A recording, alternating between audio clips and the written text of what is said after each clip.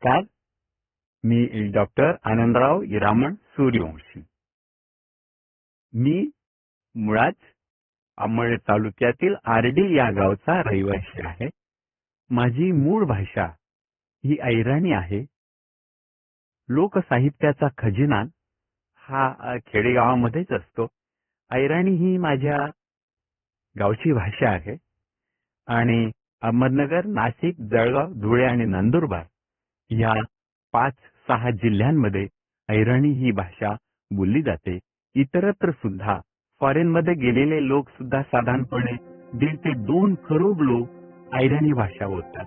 आणि आपण पाहिलं तर विविध देशांमध्ये, विविध भाषांमध्ये गीतेचं भाषांतर, भगवद्गीतेचं भाषांतर करण्यात आलेलं आहे. आणि गीता ही परदेशामध्ये पोहोचलेली आहे.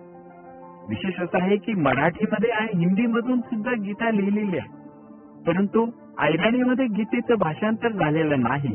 आणि म्हणून ही भाषा ही डायलेक्टिक मध्ये गीता लोकांना समजावी या उद्देशाने मी अहिराणीमध्ये भाषांतर केले आहे.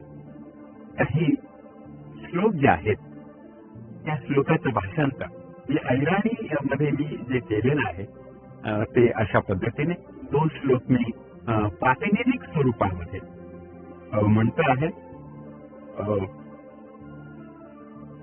यदा यदा हि धर्मस्य ग्लानिर्भवति भारत अभ्युत्थानं धर्मस्य तदात्मानं सृजाम्यहम्.